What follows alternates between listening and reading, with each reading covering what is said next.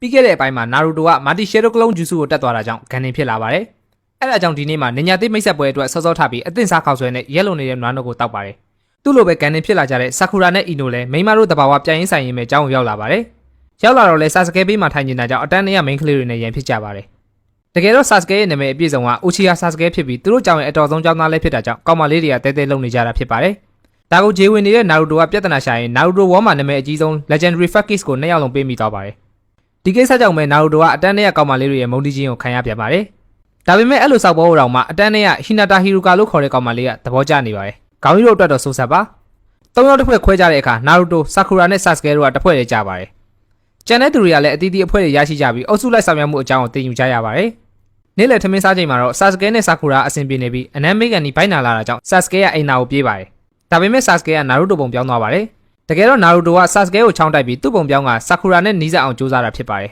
။လူတော်လူတက်လေဆာစကဲကနာရူတိုကိုငပေါ်ဆိုပြီးအထင်သေးမိလို့ကျိုးနဲ့တုတ်တာခံလိုက်ရပါတယ်။ဆာစကဲအစ်စ်ကလွတ်လာပြီးဆာကူရာနဲ့တွေ့တော့နာရူတိုကိုမေးပါတယ်။ဆာကူရာကတော့နာရူတိုကမိဘမရှိတဲ့ကြောင့်ထင်တိုင်းကျဲနေတဲ့ငပေါ်တကောင်ဖြစ်ပြီးသူ့လိုမိဘရှိတဲ့သူကလူရင်ကြီးလေးတစ်ဖွဲပြောပါတယ်။တကယ်တော့အထီးကျန်မှုဆိုတာဟာမိဘတွေစူတာထက်ပိုပြီးဆိုတဲ့အရာတစ်ခုဖြစ်တယ်လို့ဆာစကဲကပြောလိုက်ပါတယ်။စိတ်ပြက်စရာတစ်ခုလို့အပြောခံလိုက်ရတဲ့ဆာကူရာလည်းနာရူတိုအပေါ်ခါခါတီတီဆက်ဆံခဲ့မိတာကိုကိုချင်းစာသွားပါတယ်။နာရူတိုကတော့တနေ့လုံးနွားနို့ကအစွမ်းပြနေတာကြောင့်ကိုဘွားရည်နဲ့တော့အိမ်သားကိုလွတ်တက်နေရပါတယ်။နောက်တစ်နေ့အတန်းမှာတော့သူတို့ဖွဲ့ကိုတာဝန်ယူမဲ့ဆရာတယောက်ပဲနောက်ကျနေပါတယ်။အဲဒါကြောင့်ပဲနာရူတိုကဘောပြက်ကိုတကားပေါင်ပေါ်တင်ပြီးခတ်တုံးထောင်ချောင်းအကွက်နဲ့ဆရာကိုကြိုးဆိုပါတယ်။ရွာမှာတကြီးပြီးရင်အဆင့်အမြင့်ဆုံးဖြစ်တဲ့အထက်တန်းနေညာဂျိုနေတယောက်ကခတ်ပေါ်ထောင်ချောင်းကိုလွယ်လွယ်ပဲမိသွားပါတယ်။ဆဗင်အဖြူမက်စ်ကိုအမဲတက်ထားပြီးမျက်လုံးတစ်ဖက်ကိုအုပ်ထားတဲ့နေညာရဲ့နာမည်ကခါခါရှိဟာတာကီဖြစ်ပါတယ်။အဲနောက်တယောက်နဲ့တယောက်ရင်းနှီးအောင်မိတ်ဆက်ကြပါတယ်။ပထမဆုံးအနေနဲ့ဥဇူမာကီနာရူတိုဖြစ်ပြီးအကြိုက်ဆုံးကအီချီရာကူလို့ခေါ်တဲ့ရာမန်ဖြစ်ပါတယ်။မကြိုက်တာကတော့ခောက်ဆွဲကိုပြုတ်နေတဲ့အချိန်စောင့်ရတာကိုဖြစ်ပါတယ်။အနာဂတ်အိမ်မက်ကတော့တရွာလုံးလေးစားအားကြရတဲ့ဟိုကာကဲလုပ်ဖို့ပဲဖြစ်ပါတယ်။နောက်တစ်ယောက်ကတော့ဟာရူနိုဆာကူရာဖြစ်ပြီးသူ့ရဲ့ကြိုက်တာဝါသနာနဲ့အနာဂတ်အိမ်မက်အားလုံးဟာဆာစကဲဖြစ်ပါတယ်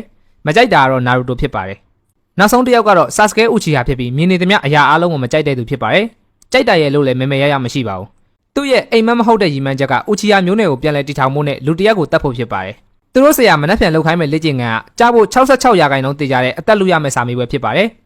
တကယ်လို့ကြာရှုံးခဲ့ရင်တော့3ယောက်လုံးနင်ဂျာမူဂျိုကိုပြန်ပို့ခံရမှာဖြစ်ပါတယ်။တကယ်တော့ဒါရှော့ပေါ်ပြောလိုက်တာဖြစ်ပြီးတမိုင်းမှာခါခါရှိရဲ့စာမေးပွဲကိုအောင်တဲ့ကန်နေဆိုတာတယောက်မှမရှိသေးပါဘူး။နောက်နေ့မနက်9နာရီမှာတော့လေ့ကျင့်ရေးကွင်းကို3ယောက်လုံးမနှက်စာမစားပဲလာကြရပါတယ်။ပထမဆုံးနေ့မှာတင်ခါခါရှိဆန်းဆက်ရ2နာရီလောက်နောက်ကျပြီးရောက်လာပါတယ်။တကယ်တော့ဒီနေ့လေ့ကျင့်ခန်းကနေ့လယ်12နာရီမတိုင်ခင်ခါခါရှိစီရဲ့ချူနှလုံးကိုလူရမယ်ရိုးရှင်းတဲ့လေ့ကျင့်ခန်းလေးဖြစ်ပါတယ်။မလုံနိုင်ခဲ့ရင်တိုင်မှာကျိုးတုတ်ခံရပြီးနေ့လယ်စာငတ်မှာဖြစ်ပါတယ်။ပြဿနာချူကနှလုံးပဲရှိရဲ့အတွက်တယောက်ကတော့ကျင်းတီပေါင်းနေ့လယ်စာငတ်မှာဖြစ်ပြီးအကယ်ဒမီကိုပြန်သွားရမှာဖြစ်ပါတယ်။ချူကိုတယောက်မှမယူနိုင်ခဲ့ရင်လည်း3ယောက်လုံးကြာရှုံးမှာဖြစ်ပါတယ်။ဒါပေမဲ့ဒီလေ့ကျင့်ရေးမှာကြိုက်တဲ့လက်နဲ့ကြိုက်တဲ့နီးလက်နဲ့တိုက်ခွင့်ပေးထားပါတယ်။နင်ဂျာတွေဆိုတာတိုက်ရေးခိုက်ရေးမှာထူးချွန်တဲ့အပြင်ကိုရောင်ဖြောက်ရုပ်ဖြတ်ပြီးပုံတဲ့နေရာမှာလည်းတော်ကြပါတယ်။ဒါပေမဲ့နင်ဂျာသမိုင်းမှာအတုံးဆုံးဖြစ်တဲ့နာရူတိုကတော့အထက်ဆင့်ဂျိုနင်တကောင်ကိုပေါ်ပေါ်ထင်ထင်ပဲဂမူရှိတို့ဝင်တိုက်ပါတယ်။ခါခါရှိကတော့အပြာစာအုပ်ဖတ်ရင်ပဲထိုင်ဂျူစုဆိုတဲ့နင်ဂျာကိုခံပညာနဲ့အေးအေးဆေးဆေးကာကွယ်နေပါတယ်။